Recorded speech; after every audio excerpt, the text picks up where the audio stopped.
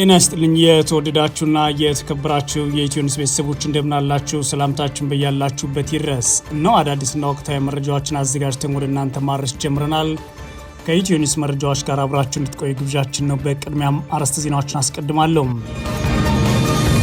በአማራ ክልል የጎጃም ደጋማ አካባቢዎች በአገዛዙ ጦርና ፋኖ ኃይሎች መካከል የሚደረገው ከባድ ውጊያ ዛሬም ለተከታታይ ቀናት መቀጠሉ ተሰምቷል። በቀጠናው የፋኖ ኃይሎች በመልሶ ማጥቃት ወሳኝ አካባቢዎችን ተቆጣጥረዋል ተብሏል። በሌላ በኩል የብልጽግና አገዛዝ የራያ ዘቦች በሚል ያሰለጠናቸው ታጣቂዎችን በብርጋዴር ጄኔራል ካሳ ደምለው ስምሪት ተሰጥቷቸዋል ሲሉ የመረጃ ምንጮቻችን ተናግረዋል። ዝርዝሩን ትሰሙታላችሁ። የአሜሪካ ልዑክ ከኤርትራ ከግብፅና ከሶማሊያ ሚኒስትሮች ጋር ስለ ቀጠናው ደህንነት መወያየታቸው ሰማ። የአረብና የአፍሪካ ጉዳዮች የአሜሪካ ከፍተኛ አማካሪ ማሳድ ቦሎስ ከኤርትራ ከግብፅና ከሶማሊያ ውጭ ጉዳይ ሚኒስትሮች ጋር የአፍሪካ ቀንድ ደህንነት በማጠናከር ዙሪያ ተወያይተዋል። ዝርዝሩን ትሰሙታላችሁ። ኢራን ላይ አዲስ ጥቃት የተፈጸመው ለተገደሉ አሜሪካውያን ወታደሮች ክብር እንደሆነ የአሜሪካ ፕሬዝዳንት ዶናልድ ትራምፕ ተናገሩ። በሌላ በኩል አሜሪካ ወሳኝ የኢራን የነዳጅ ዘይት ማዕከል የሆነችውን ደሴት ለመቆጣጠር እንዳታስብ ቴህራን አስጠንቅቃለች። የተወደዳችሁና የተከበራችሁ የኢትዮ ኒውስ ቤተሰቦች አብራችሁን ቆዩ። ወደ ዝርዝሩ አልፋለሁ። በአማራ ክልል የጎጃም ደጋማ አካባቢዎች በአገዛዝ ጦርና ፋኖ ኃይሎች መካከል የሚደረገው ውጊያ ዛሬም ቀጥሏል። በቀጠናው የፋኖ ኃይሎች መልሶ ማጥቃት ወሳኝ አካባቢዎች መቆጣጠራቸውን ሲያስታውቁ፣ የብልጽግና አገዛዝ ደግሞ የራያ ዘብ በሚል ያሰለጠናቸውን ታጣቂዎች በብርጋዴር ጄኔራል ካሳ ደምለው ስምሪት ተሰጧቸው መንቀሳቀስ ጀምረዋል ተብሏል። ዛሬ ሐምሌ 13 2018 ዓ.ም በክልሉ የጎጃም የጮቄ ተራራማ አካባቢዎች በአገዛዝ ጦርና ፋኖ ኃይሎች መካከል ውጊያ መቀጠሉን የፋኖ የመረጃ ምንጮች ተናግረዋል።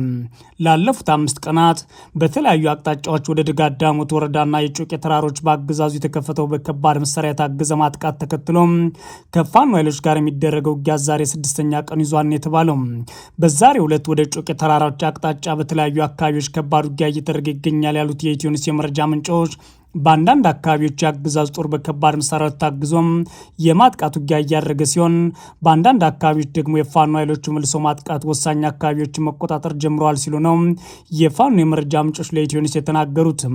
በዚህም የአገዛዝ ጦር ከማቻከል ወረዳ አማኑኤል ከተማ በመነሳት በደብረ ቀለምና ደጋሰኝ ወደ ጮቄ ለመውጣት የከፈተው ውጊያ ተቀልብሶ ደጋሰኝ ከተማ ፋኖ መልሶ ይዟል ተብሏል። በሌሎች አካባቢዎች ወደ ጮቄ አቅጣጫ ዛሬም ውጊያ መቀጠሉ የተሰማ ሲሆን ውጊያ አገዛዝ ጦር የሚተኩሳቸው የከባድ መሳሪያዎች ህጻናትን ጨምሮ ሰላማዊ ሰዎች ላይ ጉዳት አርሷል ሲሉ የመረጃ ምንጮች ተናግረዋል። በደጋዳሞት ስናን፣ ደባይ፣ ጥላት ግን፣ ቢቡኝ፣ ቋሪት፣ ማቻከል፣ ደንበጫና ጉዛምን ወረዳዎች ባካልለው የአገዛዝ ጦርና የፋኖ ኃይሎች ውጊያ በአገዛዙ በኩል በሌተናል ጄኔራል መሐመድ ተሰማ የሚመራው ምስራቅ እዝና በሜጀር ጄኔራል ብርሃኑ ጥላሁን የሚመራው 6ኛ እዝ ከፍተኛ ጦራቸውን ማሰልፋቸው ታውቋል። በዛሬው ዕለት በቀጠናው አረፋ፣ ሐሙስ ገበያ፣ ደጋሰኝ ዙሪያ፣ ኮረብታዋ ዋብርና ዋደን ጨምሮ አካባቢው ውጊያ እየተደረገ ይገኛል ያሉት የመረጃ ምንጮች በተለይም ቆይና ረቡ ገበያ ወደ ጮቄ አቅጣጫ ከተንቀሳቀሰ የአገዛዝ ጦር ጋር ከባድ ውጊያ ተከፍቷል ሲሉ ጨምሮ ተናግሯል። ከቢቡኝ ወደ ድጓ ጽዮን ከተማ ወደ አልማ እንዲሁም ከረቡ ገበያ ወደ መስታየት አካባቢ የቀጠለው ውጊያ ከፍተኛ ሰብአዊና ቁሳዊ ጉዳት የተመዘገበበት ነው ብለዋል የአካባቢው መረጃ ምንጮች። በተመሳሳይ በዛሬው ዕለት ሐምሌ 13 2018 ዓ.ም ከንጋት ጀምሮ የፋኖ ኃይሎች በምስራቅ ጎጃም ዞን በአሶ ሊበን ወረዳ በከፈቱት ውጊያ ሻለቃ አዛዦች ጨምሮ በርካታ የአገዛዝ ጦር አባላት መገደላቸውን የፋኖ የመረጃ ምንጮች ለኢትዮ ኒውስ ተናግረዋል። በወረዳው ኮርክ ከተማ በተከፈተው ውጊያ ከተጎዱት መካከል አብዛኛዎቹ የአድማ ብተናና ሚሊሻ አባላት ናቸው ያሉት የመረጃ ምንጮቻችን ናቸው። በተያያዘም ከእጁቤ ከተማ ወደ ኮርክ ተጨማሪ የአገዛዝ ጦር ኃይል በሁለት ተሽከርካሪ ሲጓዝ በፋኖ ኃይሎች የደፈጣ ውጊያ በርካቶች መገደላቸውን የመረጃ ምንጮቹ አክለው ተናግረዋል። በተያያዘም በክልሉ ደቡብ ጎንደር ዞን ጉና ቀጠና፣ በሰሜን ወሎ ዞን ዳውንት ወረዳ በአገዛዙ ጦርና ፋኖ ኃይሎች መካከል በተደረገ ውጊያ በርካታ የአገዛዙ ወታደሮች መገደላቸውን የፋኖ ኃይሎች አስታውቀዋል። በደቡብ ጎንደር ዞን ጉና በጌ ምድር ወረዳ በሚሊሻ ካምፕ ላይ ጥቃት ሲፈጸም ገደባ የተባለ አካባቢ የደፈጣ ውጊያ ተከፍቶ በርካቶች መገደላቸውም ተሰምተዋል። በተመሳሳይ በዳውንት ወረዳ ጉደር የተባለ አካባቢ በተከፈተው ውጊያ የአገዛዙ ጦር አባላት የሞትና የአካል ጉዳት ደርሶባቸዋል ሲል አፋብን ሚኒሊክ ዕዝ ነው ይፋ ያደረገው። በሌላ በኩል በክልሉ ሸዋ ቀጠና ደብረ ብርሃን ከተማ ዙሪያ የባሶና ወረና ወረዳ ሰላምና ደህንነት ቢሮ ኃላፊ በዛሬው ዕለት ፋኖ ኃይሎች ጥቃት መገደላቸውን የአማራ ፋኖ ብሔራዊ ንቅናቄ ሸዋ ሳምነው እዝ ለሚዲያችን በላከው መረጃ አስታውቋል። አቶ ተስፋዬ ጌታቸው የተባሉ የባሶና ወረና ወረዳ የብልጽግና ሰላምና ደህንነት ኃላፊ የተገደሉት ዛሬ ሐምሌ 13 2018 ዓ.ም ደብረ ብርሃን ከተማ ሰርገው የገቡ የፋኖ አባላት በከፈቱ ጥቃት መሆኑን ነው አፋብን ያረጋገጠው። ይህ በእንዲህ እንዳለ የብልጽግና አገዛዝ የራያ ዘቦችን ሊያሰለጥናቸው ታጣቂዎች በብርጋዴር ጄኔራል ካሳ ደምለው ስምሬት ተሰጥቷቸዋል ሲሉ የመረጃ ምንጮች ተናግረዋል። የብልጽግና አገዛዝ ሰሜን ወሎ ዞን ሰላምና ጸጥታ ቢሮ ኃላፊ ብርጋዴር ጄኔራል ካሳ ደምለው በትላንትናው ዕለት ሐምሌ 12 2018 ዓ.ም በራያ ቆቦ ወረዳ ጮቢ በር ግንባር ተገኝተው የራያ ዘቦች በሚል የሰለጠኑ ታጣቂዎችን ራያን ነጻ ለማውጣት ተዘጋጁ የሚል መመሪያ አስተላልፈዋል ሲሉ ነው የመረጃ ምንጮቻችን የተናገሩት።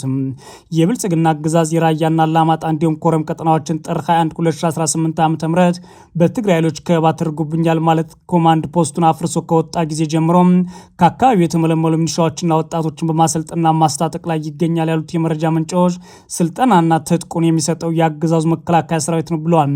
አገዛዙ ከዚህ ቀደም በኮረም ቀጠና ከትግራይ ኃይሎች ጋር ትዋጋላችሁ ቢል ያሰለጠናቸው የሁም ጉርዳ ዘቦች ሲል የሰየማቸው ሲሆን አሁን ደግሞ ወደ ራያ አላማጣ ውጊያ ትከፍታላችሁ የሚል ያሰለጠናቸው ታጣቂዎች የራያ ዘቦች ሲል ጠርቷቸዋል።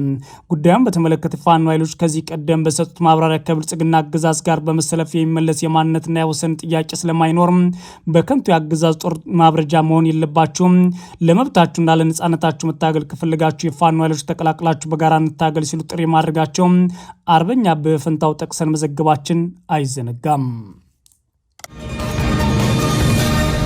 የአሜሪካ ልዑክ ከኤርትራ ከግብፅና ከሶማሊያ ሚኒስትሮች ጋር ስለ ቀጠናው ደህንነት ተወያዩ። የአረብና የአፍሪካ ሀገራት ጉዳዮች የአሜሪካ ከፍተኛ አማካሪ ማሳድ ቦሎስ ከኤርትራ ከግብፅና ከሶማሊያ የውጭ ጉዳይ ሚኒስትሮች ጋር የአፍሪካ ቀንድ ደህንነትን በማጠናከር ዙሪያ ነው የተወያዩት። ከኤርትራ የውጭ ጉዳይ ሚኒስትር ኦስማን ሳሌህ፣ ከግብፅ የውጭ ጉዳይ ሚኒስትር ባድር አብድላቲ እንዲሁም ከሶማሊያ የውጭ ጉዳይ ሚኒስትር አብድል ሰላም አብዲ አሊ ጋር ካይሮ ውስጥ የተናጠል ውይይት ያደረጉት የአሜሪካው ከፍተኛ አማካሪ ስለ አፍሪካ ቀንድ ሰላም ደህንነት እንዲሁም መረጋጋት ማንሳታቸውን በኤክስ ገጻቸው ባሰፈሩት ጽሑፍ ይፋ አድርገዋል።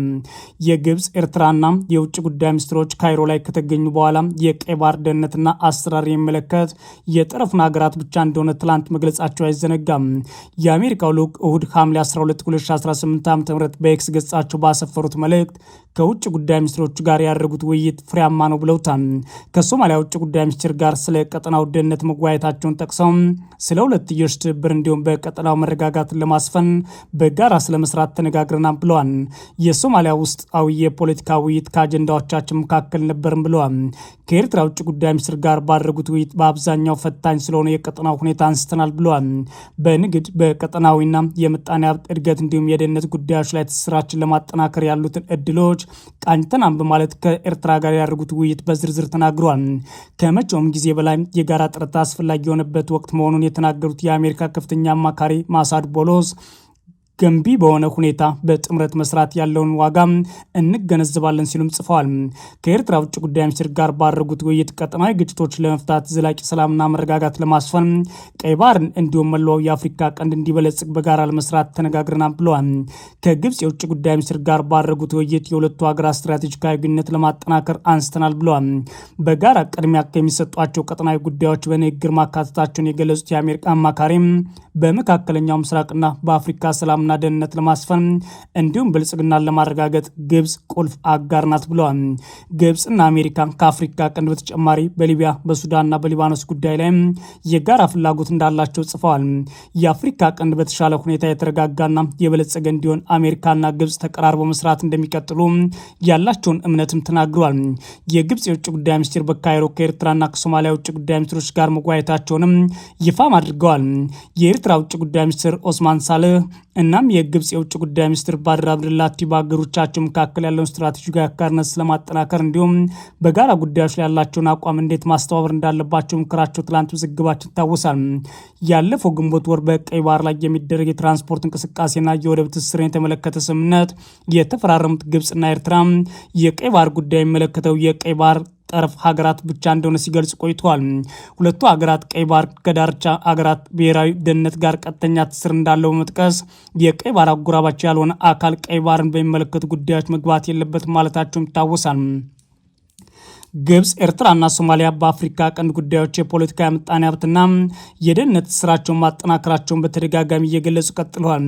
ኢትዮጵያ በብልጽግና አገዛዝ በኩል የበር ፍላጎት አለኝ ካለች በኋላ ግብጽ አካባቢ በሚመስል መልኩ እየተንቀሳቀሰች ነው ሲሉ የአገዛዙ የውጭ ጉዳይ ሚኒስትር ቃል አቀባይ ተናግረው ነበር።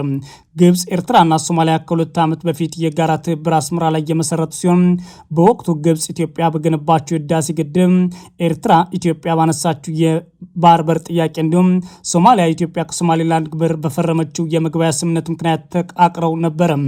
የብልጽግና አገዛዝ ከጎረቤት ሀገራት ጋር ሙሉ ለሙሉ ጸብ ውስጥ የገባው በሚከተለው የጥሎ ማለፍ ፖሊሲና የመካካድ ፖሊሲ ሲሆን በአሁኑ ሰዓት እነዚህ ሶስቱ ሀገራት ጥምረት ፈጥረዋል። አሁን ሶስቱ ሀገራት ካይሮ ላይ የተገናኙት ጉዳይ ዋና ዓላማ በይፋ ባይታወቅም የአፍሪካ ቀንድና የቀይ ባህር ጉዳይ እንዲሁም ኢትዮጵያ የደህንነትና የህልውና አጀንዳ ነው ማለት የምታነሳው ጉዳይ ነው። የአሜሪካ የቀጠናው ተወካይም እነዚህን አገራት ማነጋገሩም ጉዳዩ ከፍ እያለ መሄዱን የሚያሳይ ሆኗል። ኢራን ላይ አዲስ ጥቃት የተፈጸመው ለተገደሉ አሜሪካውያን ወታደሮች ክብር እንደሆነ የአሜሪካ ፕሬዝዳንት ተናገሩ። ኢራን ደግሞ አሜሪካ ወሳኝ የኢራን የነዳጅ ዘይት ማዕከል የሆነችውን ደሴት እንዳትቆጣጠር ስትል አስጠንቅቃለች። ፕሬዝዳንት ዶናልድ ትራምፕ በኢራን ላይ ከባድ ጥቃት እንደደረሰና ይህም ሰሞኑን ለተገደሉ 3 የአሜሪካ ወታደሮች ክብር ሲባል የተፈጸመ ነው ብሏል። 3ቱ ወታደሮች የተገደሉት ኢራን በዮርዳኖስና በኢራቅ በፈጸመቻቸው ጥቃቶች ነው። ጥቃቱ ለ9 ተከታታይ ቀናት እንደቀጠለና ትላንት ምሽትም አዲስ ጥቃት እንደተከፈተ የአሜሪካ ማዕከላዊ እዝ ሴንቲኮም ገልጿል። በመላው ኢራን ከፍተኛ ፍንዳታዎች ተሰምተዋል ይላል ቢቢሲ። ከመንግስት ጋር ግንኙነት ያለው ታስኒም የዜና ወኪል እንደዘገበው ደግሞ አሜሪካ በፈጸመቻቸው ጥቃቶች ታብሪዝ፣ ቻባሃር፣ ኮናራክ እንዲሁም ባዳር ማሻሃር እና ባዳር ኢማም ካሚኒን ጨምሮ በርካታ ከተሞች ተመትተዋል። በሌላ በኩል 2 ነዳጅ ጫኝ መርከቦች ወሽመጡን ለማቋረጥ ሲሞክሩ ፍንዳታ እንዳጋጠማቸው የኢራን መገናኛ ብዙሃን ዘግበዋል። የኢራን እስላማዊ አብዮታዊ ዘብ አሁን ላይ መርከቦቹ ደህንነቱ ባልተጠበቀና አደገኛ በሆነው ደቡባዊ መስመር እየተጓዙ ሳለ ፍንዳታ አጋጥሟቸዋል ብሏል። ሴንትኮም ግን ይህን አስተባብሏል። አሜሪካ ቴህራን በሆርሙዝ ወሽመጥ በመርከቦች ላይ የምትፈጽመው የጥቃት ለማስቆም ወታደራዊ ስፍራዎችና የመገናኛ ኔትወርኮችን ኢላማ አድርጋለች። ኢራን በበኩሏ ለጥቃቷ በሱሪያ ድንገተኛ ጥቃት በመፈጸምና በዮርዳኖስ አቀባ አየር ማረፊያዎች ላይ የአሜሪካ የጦር አውሮፕላን ኢላማ በማድረግ አጽፋ መስጣቷን አስታውቃለች። በቀጠናው ያለው ግጭት ተባብሶ የቀጠለ ሲሆን የኩዌት ወታደራዊ ኃይል የኢራን የድሮን ጥቃት አክሽፌያለሁ ብሏል። በሌላ በኩል አሜሪካ ወሳኛውን የኢራን የነዳጅና የጋዝ መተላለፊያ ደሴት ካርግ ለመቆጣጠር ጭራሽ እንዳታስብና ወራም ለመፈጸም የምትሞክር ከሆነ ከባድ ምላሽ እንደሚጠብቃት የኢራን ውጭ ጉዳይ ሚኒስትር አስጠንቋል። አሜሪካ በኢራን ላይ የምትፈጽመው ጥቃት በቀጠለበትና ኢራን ያጸፋ ጥቃት እርምጃ በአጎራባች ሀገራት ውስጥ በሚገኙ የአሜሪካ ጦር ሰፈሮች ላይ እየወሰደች ባለችበት በአሁኑ ጊዜ አሜሪካ የኢራን ግዛት የምትይዝ ከሆነ ጦርነቱ ይባባሳል የሚል ስጋት ተፈጥሯል ይላል ቢቢሲ። ከዚህ ቀደም ዶናልድ ትራምፕ በደቡባዊ ኢራን የምትገኘው ካርግ ደሴት የመቆጣጠር እቅድ እንዳላቸው ተናግረው የነበረ ሲሆን ግጭቱ በተባሰበት ጊዜ አሜሪካ ይህንን ተግባር የምታደርግ ከሆነ ኢራን ራሷን እንደምትከላከል አስታውቃለች። የኢራን የውጭ ጉዳይ ሚኒስትር ቃል አቀባይ እስማኤል ባጋይ እንደተናገሩት እንዲህ ያለውን ጀብደኝነት ከባድ መዘዝን ያስከትላል ሲሉ አሜሪካን አስጠንቅቀዋል። ጨምሮም አሜሪካ እግረኛ ጦር አሰማርታ ወረራ የምትፈጽም ከሆነ የሀገሪቱ መሪዎች አቀባበል ሊያደርጉላቸው ደቂቃዎችን እየቆጠሩ ነው ማለት የሀገራቸውን ዝግጁነት ገልጸዋል። የኢራን የነዳጅ ዘይት ኢንዱስትሪ ዋነኛ ማዕከል የሆነችው ካርግ ደሴት ከኢራን ባህር ዳርቻ በ55 ኪሎ ሜትር ላይ ትገኛለች። ከወራት በፊት ጦርነቱ በተባሰበት ጊዜ ፕሬዚዳንት ትራምፕ ደሴቱን መቆጣጠሩና የኢራን የነዳጅ ምርት በእጃቸው እንደሚያስገቡ በተደጋጋሚ ሲናገሩ ነበር። ይህ በእንዲህ እንዳለ በአሜሪካና በኢራን መካከል ንግግር ለመጀመር በአሸማጋዮች በኩል የዲፕሎማሲያዊ መልእክት ልውውጥ እየተካሄደ ነው ሲሉ ቃል አቀባዩ ነግረውኛል ሲል ቢቢሲ ዘግቧል። የተወደዳችሁና የተከበራችሁ የኢትዮ ኒውስ ቤተሰቦች መረጃዎቻችን እነዚህ ነበሩ። መልካም ጊዜ እመኛለሁ።